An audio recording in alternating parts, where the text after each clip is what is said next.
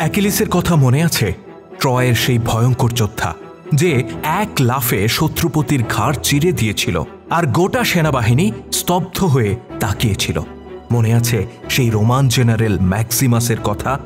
গ্ল্যাডিয়েটরের রক্তাক্ত রিংয়ে যে জ্বলে উঠেছিল প্রতিশোধের আগুন হয়ে, কিংবা হারকিউলিস, গ্রিক মিথোলজির সেই অর্ধদেবতা যার কাঁধে ন্যস্ত ছিল 12টি অসাধ্য কাজের পাহাড়। হ্যাঁ, ইন্টারনেট দুনিয়া আর হলিউডের কল্যাণে আমরা সবাই কম বেশি তাদেরকে চিনি, জানি, এমনকি কেউ কেউ ভক্তিও করি। কল্পনার রং তুলিতে আঁকা এই যোদ্ধাদের গল্প শুনে আমরা পুলকিত হই। মিথোলজির কল্পিত মিথ্যা গল্পকে সত্য মনে করে আমরা শিহরিত হই। কিন্তু আজকে এমন একজন মুসলিম যোদ্ধার গল্প আমি বলবো, যিনি মিথ নন, বাস্তব, কল্পনা নন, ইতিহাস। অথচ তার বীরত্বগাথা শুনলে আপনি মনে করবেন এ বুঝি রূপকথার গল্প। তিনি একাকী ঢুকে পড়তেন শত্রুর শিবিরে, তছনছ করে দিয়ে ফিরে আসতেন অক্ষত শরীরে। শত্রুপক্ষের বর্ম পরিহিত জেনারেলরা যখন দ্বৈত যুদ্ধের আহ্বান জানাতো, তিনি তখন এগিয়ে যেতেন সম্পূর্ণ খালি গায়ে। না বর্ম, না শিরস্ত্রাণ, না থাকত গায়ের উপর এক টুকরো কাপড়। সমকালীন রোমান কমান্ডাররা, যারা দুনিয়ার কাউকে পরোয়া করত না, তারাও থর থর করে কেঁপে উঠত যখন তার নামটি উচ্চারিত হতো। দেরার ইবনে আল আজওয়ার, এক অর্ধ উলঙ্গ, বেপরোয়া, অসমসাহসী মুসলিম যোদ্ধা, যার বীরত্বকে আপনি কেবল খালিদ বিন ওয়ালিদ রাদিয়াল্লাহু তাআলা আনহুর সাথেই তুলনা করতে পারেন। আমাদের আজকের গল্প জুড়ে থাকবে সেই দেরারের দুঃসাহসিক অভিযানের বিস্ময়কর ইতিবৃত্ত, যা আপনাকে রোমাঞ্চিত করবে, শিহরিত করবে।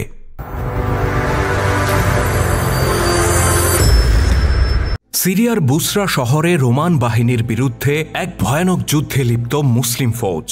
তৎকালীন বিশ্বের সবচেয়ে উন্নত অস্ত্রে সজ্জিত এই রোমান বাহিনীতে সৈন্য সংখ্যা ছিল অগণিত। বিপরীতে মুসলিমরা ছিল মাত্র 4000। জীবন বাজি রেখে অসম প্রতিপক্ষের বিরুদ্ধে লড়াই করে যায় মুসলিমরা। কিন্তু সময়ের ব্যবধানে যুদ্ধের গতি প্রকৃতি রোমানদের পক্ষে মোড় নিতে শুরু করে। বিশাল সংখ্যাধিক্যের উপর ভর করে তারা এগিয়ে যায়। চারিদিক থেকে তারা ঘিরে ফেলতে থাকে মুসলিম বাহিনীকে, আর ধীরে ধীরে চাপিয়ে দিতে থাকে এক ভয়ানক হত্যাযজ্ঞ। মুসলিম বাহিনী দাঁড়িয়ে যায় মৃত্যুকূপের কিনারায়।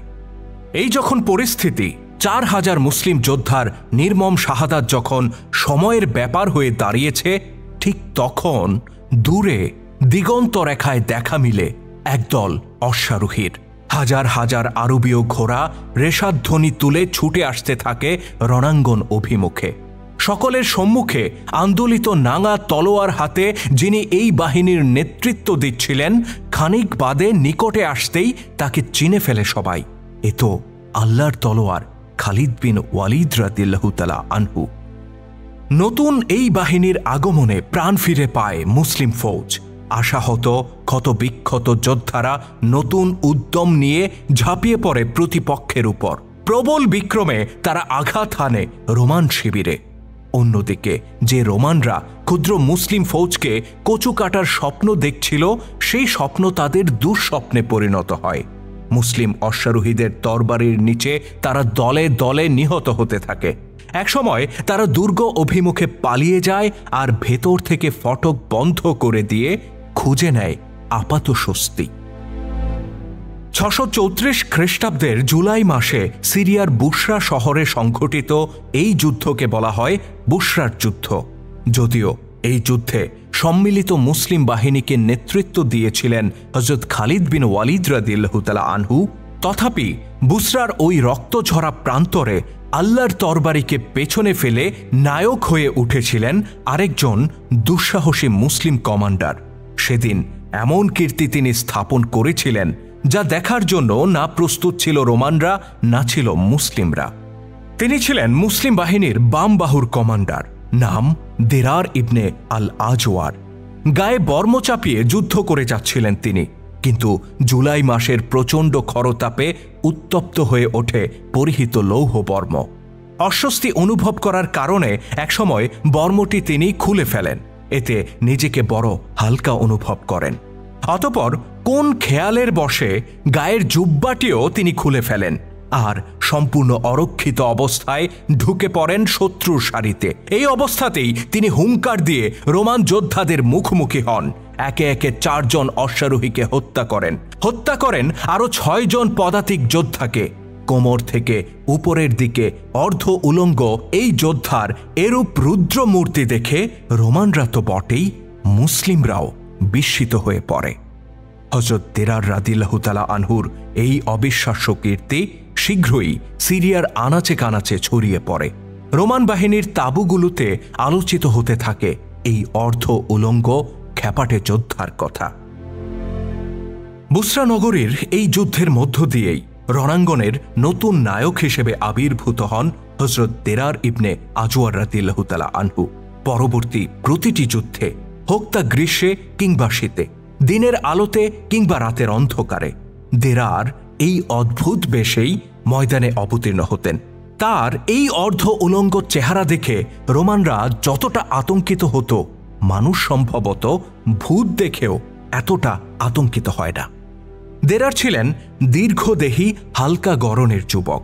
যুদ্ধের ময়দানে তিনি কখনো উদ্যম হারাতেন না, বিপদকে তিনি কখনো পরোয়া করতেন না। তার সীমাহীন উৎসাহ উদ্দীপনা একজন ক্লান্ত শ্রান্ত সৈনিককেও তরবারি হাতে যুদ্ধে ঝাঁপিয়ে পড়তে উদ্বুদ্ধ করত। ইসলামের ইতিহাসে পারস্য ও রোম সাম্রাজ্যের বিরুদ্ধে যে বীরত্বব্যঞ্জক লড়াই, সেই লড়াইয়ে আপনি যদি হযরত দেরার রাদিয়াল্লাহু তাআলা আনহুর সাহসিকতা এবং তার ব্যক্তিগত রণনৈপুণ্যকে মূল্যায়ন করেন, তবে তা কেবল খালিদের সাথেই তুলনা করতে পারবেন। সবচেয়ে ঝুঁকিপূর্ণ মিশনগুলোতে কমান্ডার হিসেবে দেরারই ছিলেন হযরত খালিদের প্রথম পছন্দ, যে কারণে তাকে বলা হয় খালিদ বিন ওয়ালিদ রাদিয়াল্লাহু তাআলা আনহুর দক্ষিণ হস্ত। পাশ্চাত্যের ইতিহাসে তাকে অভিহিত করা হয়েছে বেয়ার চেস্টেড ওয়ারিয়র বা বেয়ার চেস্টেড চ্যাম্পিয়ন নামে। দেরারের প্রতি রোমানদের যে আতঙ্ক বুসরার যুদ্ধে সৃষ্টি হয়েছিল, তা চিরস্থায়ী রূপ লাভ করে মাত্র 2 কি 3 সপ্তাহ পরে আজনাদায়নের যুদ্ধের প্রাক্কালে সংঘটিত আরেকটি ঘটনায়।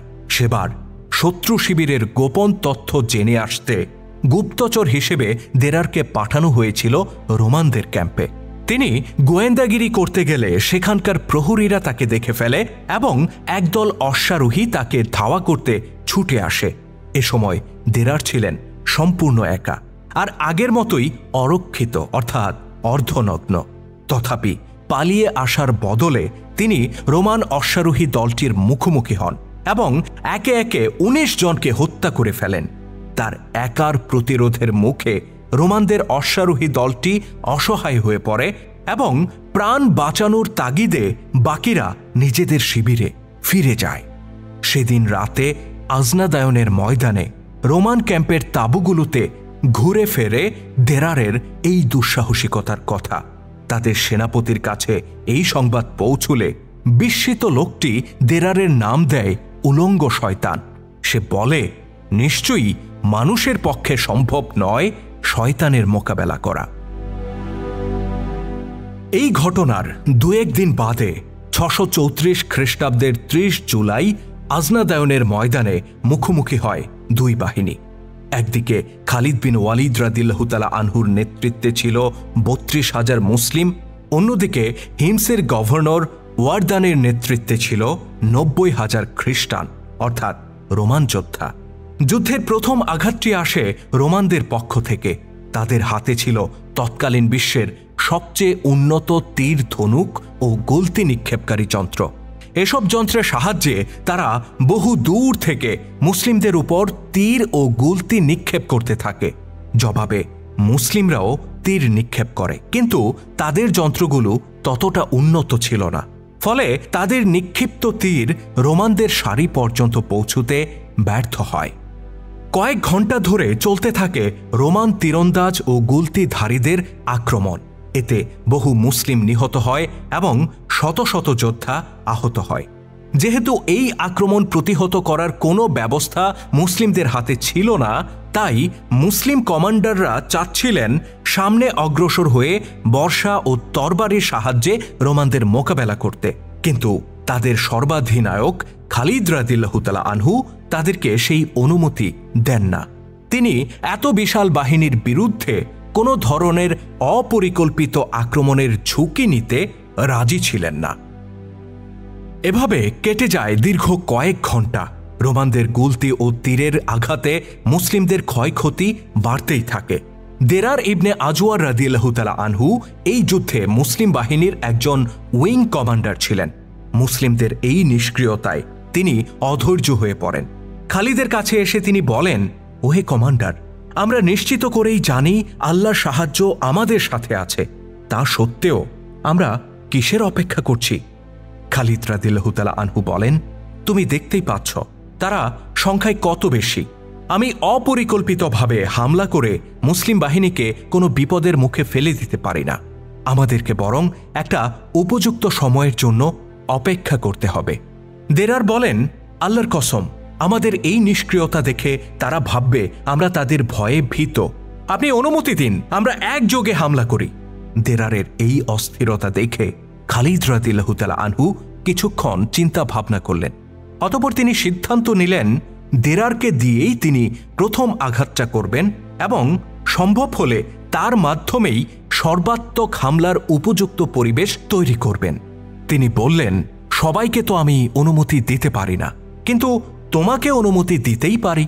তুমি যেতে পারো এবং তাদেরকে দ্বন্দ্বযুদ্ধের আহ্বান করতে পারো। একথা শুনে দেরার রাদিয়াল্লাহু তাআলা আনহু বেশ খুশি হলেন, যেন তাকে তার মনের মতো একটা কাজ দেয়া হয়েছে। তিনি সঙ্গে সঙ্গে নিজের ঘোড়া নিয়ে সামনে অগ্রসর হলেন। রোমানদের তীর থেকে রক্ষা পেতে এ সময় তার হাতে ঢাল, গায়ে বর্ম, মাথায় হেলমেট, এক কথায় তিনি সবই বহন করছিলেন, যে কারণে প্রতিপক্ষ জানতে পারেনি কে এই আগুয়ান মুসলিম যোদ্ধা। দুই বাহিনীর মাঝামাঝি অবস্থানে গিয়ে দ্বৈত যুদ্ধের আহ্বান জানিয়ে গর্জে ওঠেন দেরার রাদিয়াল্লাহু তাআলা আনহু। এ সময় পাওলোস নামে একজন রোমান কমান্ডার সামনে এগিয়ে আসে।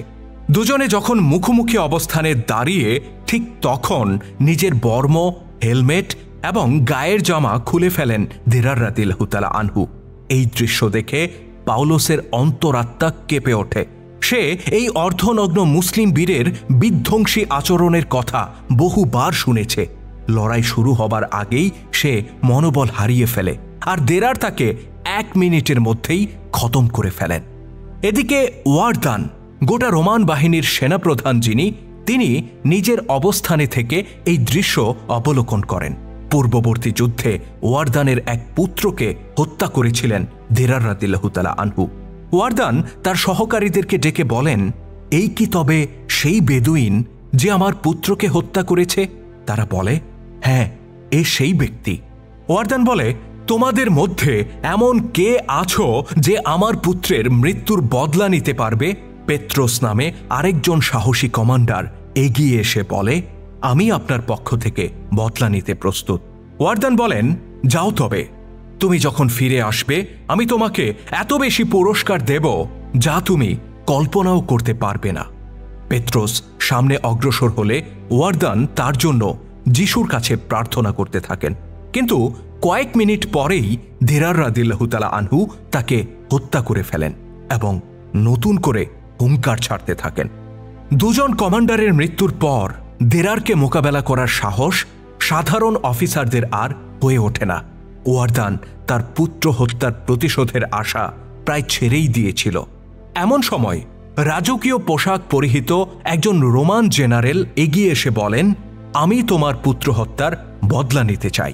এই জেনারেল ছিলেন তিবেরিয়াস প্রদেশের গভর্নর, পদমর্যাদায় ওয়ারদানের সমকক্ষ। ইতিহাসে তার নাম পাওয়া যায়নি, কেবল তিবেরিয়াসের গভর্নর হিসেবেই তাকে উল্লেখ করা হয়েছে। আজরাদায়নের যুদ্ধে অংশগ্রহণকারী সাহাবী এবং তাবেঈদের অনেকেই বলেছেন এই লোকটি ছিল দেরার রাদিয়াল্লাহু তাআলা আনহুর যোগ্য প্রতিদ্বন্দ্বী। তার পুরো শরীর ছিল লোহায় আবৃত, বুকে বর্ম, হাতে পায়ে লোহার নেট আর মাথায় শিরস্ত্রাণ। সেগুলোর উপরে ছিল আবার রাজকীয় পোশাক। চলনে বলনে ছিল আভিজাত্য, শৌর্যবীর্যেও ছিল না কোনো ঘাটতি। বাস্তবেই সে ছিল দেরারের যোগ্য প্রতিদ্বন্দ্বী। তাদের দুজনের মধ্যে একটা দীর্ঘ লড়াই হয়। কোনো কোনো ঐতিহাসিক বলেছেন এই লড়াই 3 ঘন্টা স্থায়ী হয়েছিল। তবে শেষ পর্যন্ত দেরার রাদিয়াল্লাহু তাআলা আনহু তাকে হত্যা করতে সমর্থ হন। তিবেরিয়াসের গভর্নরের হাতে দেরারের মৃত্যু হবে ওয়ারদান খুব করে এটা আশা করেছিলেন, কিন্তু সেও যখন ব্যর্থ হল তখন ওয়ারদান চিৎকার করে আক্ষেপ করতে থাকেন। তিনি বুঝতে পারেন দেরারের মুখোমুখি হওয়ার সাহস আর কেউ দেখাবে না, তাই নিজেই দেরারকে মোকাবেলা করার সিদ্ধান্ত নেন। ওয়ারদান ঘোড়া থেকে নেমে এসে একটি বর্ম পরলেন, তার উপর মুক্তা খচিত দ্বিতীয় আরেকটি বর্ম গায়ে চড়িয়ে মাথায় রাজকীয় শিরস্ত্রাণ পরলেন। অতঃপর একটি শক্তিশালী আরবীয় ঘোড়ার উপর চড়ে তিনি সামনে অগ্রসর হতে যাচ্ছিলেন। ঠিক তখনই রাজকীয় পোশাক পরিহিত আরেকজন জেনারেল সামনে এসে দাঁড়ান। তিনি ছিলেন আম্মানের গভর্নর স্টিভেন। ওয়ারদানকে তিনি বলেন, তোমার পক্ষ থেকে আমি প্রতিশোধ নিতে পারি যদি তুমি তোমার কন্যার সাথে আমার বিয়ে দাও। ওয়ারদান চারপাশে চোখ বুলিয়ে বললেন, সিরিয়ার গণ্যমান্য ব্যক্তিবর্গ এবং রাজকীয় কর্মকর্তারা এখানে উপস্থিত। আমি সবাইকে সাক্ষী রেখে বলছি, যদি তুমি আমার পুত্রের মৃত্যুর বদলা নিতে পারো তবে আমি অবশ্যই তোমাকে কন্যা দান করব। স্টিভেন খুশি মনে দেরার রাদিয়াল্লাহু তাআলা আনহুর দিকে অগ্রসর হতে থাকে। তার গলায় রূপার চেইনে ঝুলানো ছিল একটি সোনার ক্রুশ। এই ক্রুশটিতে তিনি বারবার চুমু খাচ্ছিলেন।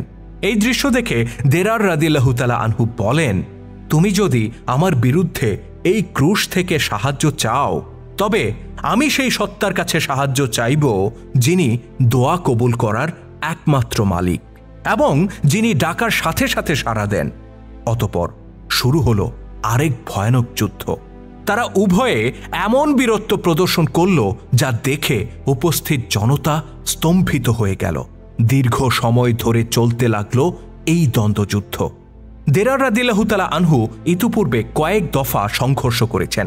বিশেষ করে তিবেরিয়াসের গভর্নরের সাথে তাকে দীর্ঘ সময় লড়াই করতে হয়েছিল। এতে তিনি নিজে যতটা ক্লান্ত ছিলেন তার ঘোড়াটি তার চেয়েও বেশি ক্লান্ত ছিল, যে কারণে দেরার রাদিয়াল্লাহু তাআলা আনহুর আক্রমণের তীব্রতা ধীরে ধীরে কমে আসছিল। হযরত খালিদ রাদিয়াল্লাহু তাআলা আনহু এমনটা দেখে চিৎকার করে বলেন, ওহে ইবনে আজওয়ার, তোমার কি হয়েছে? এত ধীরগতি কেন? আল্লাহ তোমার দিকে খেয়াল রাখছেন আর তোমার শত্রুর জন্য অপেক্ষা করছে জাহান্নামের আগুন। কাপুরুষতা পরিহার করো আর একজন সত্যিকার পুরুষের মতো আক্রমণ করো।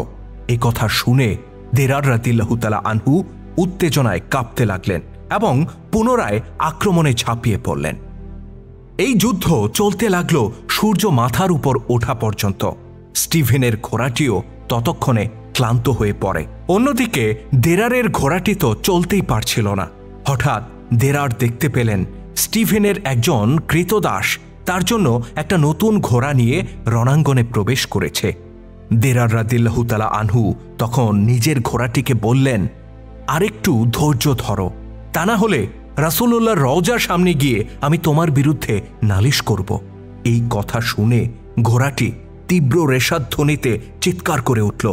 দেরার তাকে ওই কৃতদাসটির দিকে ধাবিত করলেন এবং বর্ষার আঘাতে তাকে হত্যা করে তাজা ঘোড়াটি দখল করে নিলেন।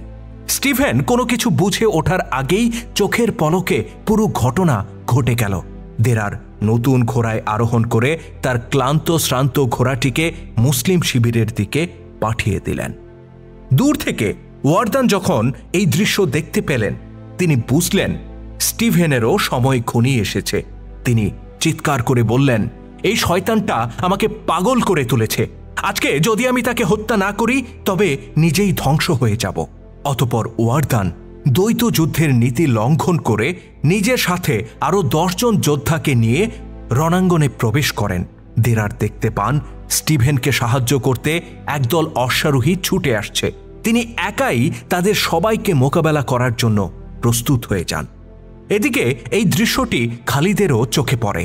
তিনি একদল রোমান যোদ্ধাকে যুদ্ধক্ষেত্রে প্রবেশ করতে দেখেন, যাদের নেতৃত্ব দিচ্ছিল রাজকীয় মুকুট পরিহিত এক ব্যক্তি।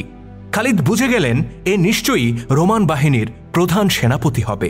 তিনি সাথে সাথে বাছাই করা 10 জন মুসলিমকে সাথে নিয়ে নিজেই রণাঙ্গন অভিমুখে ছুটে গেলেন।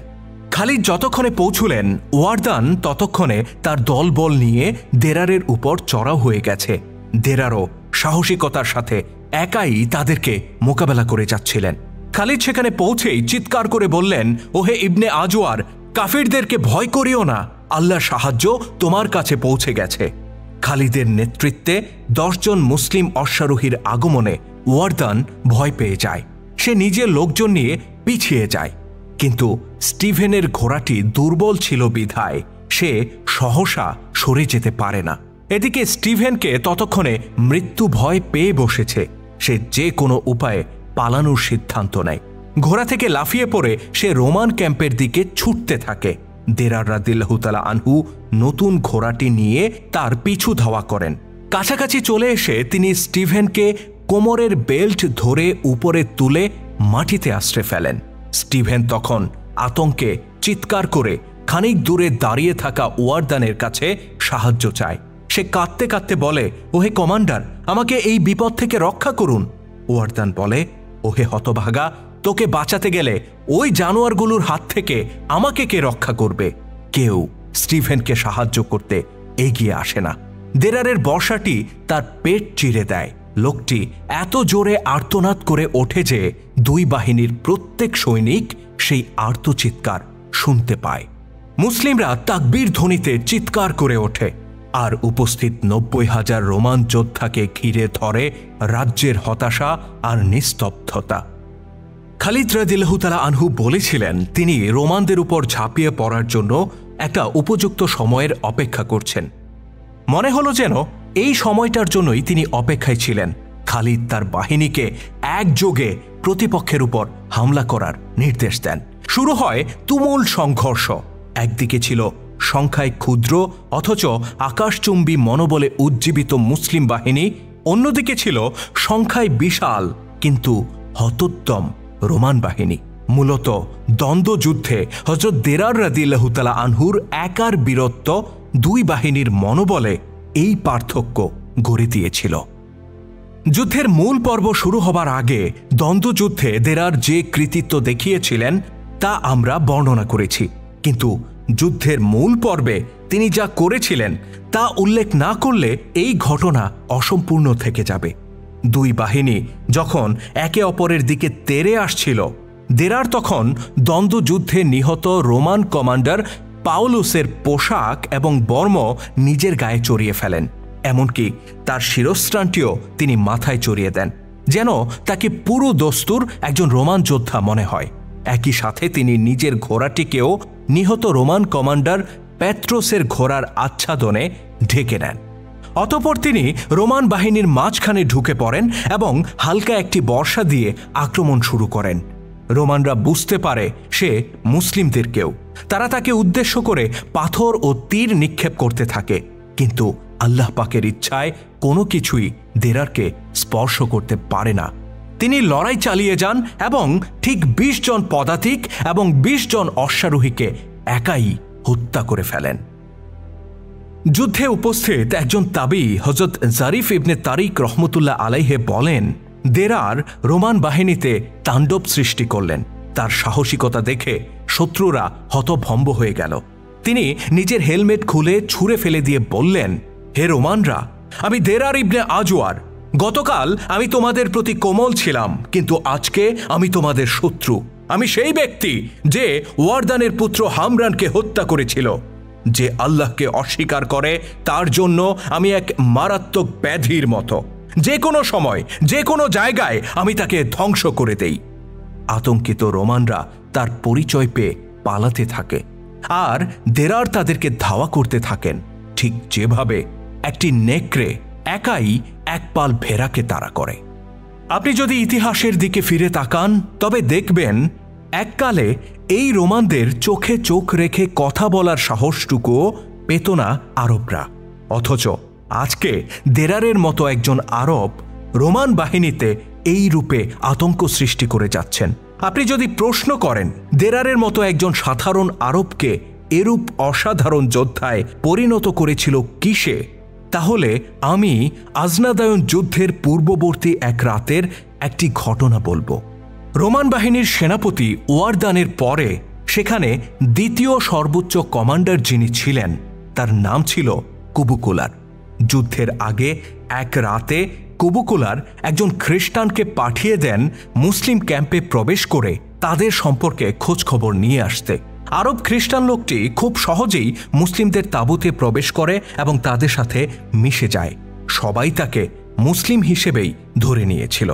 সেখানে একদিন এবং এক রাত্রি অবস্থান করার পর গুপ্তচর লোকটি রোমান ক্যাম্পে ফিরে আসে এবং কুবুকুলারের সামনে প্রতিবেদন দাখিল করে। মুসলিম বাহিনীর ব্যাপারে লোকটি বলে তারা রাতের বেলায় সাধক, দিনের বেলায় যোদ্ধা। তাদের শাসকের পুত্র চুরি করলে তার হাতও কেটে নেওয়া হয় এবং অবৈধ যৌন অপরাধে লিপ্ত হলে তাকেও পাথর নিক্ষেপ করে হত্যা করা হয়। এভাবেই তারা তাদের মধ্যে ন্যায়কে প্রতিষ্ঠা করেছে। গুপ্তচরের এই বক্তব্য শুনে কুবুকুলার মন্তব্য করেন, তুমি যা বললে তা যদি সত্য হয় তাহলে মাটির উপরে এই লোকদের মুখোমুখি হওয়ার চেয়ে বরং মাটির নিচে আশ্রয় নেয়াই হবে উত্তম সিদ্ধান্ত। দুদিন বাদে যখন দুই বাহিনী রণাঙ্গনে একে অপরের মুখোমুখি হয়েছিল তখনকার আরেকটি ঘটনার কথা আমি বলবো। যুদ্ধ শুরু হবার আগে রোমানদের প্রধান সেনাপতি ওয়ারদান একজন খ্রিস্টান বিশপকে পাঠিয়েছিলেন খালিদ রাদিয়াল্লাহু তাআলা আনহুর কাছে।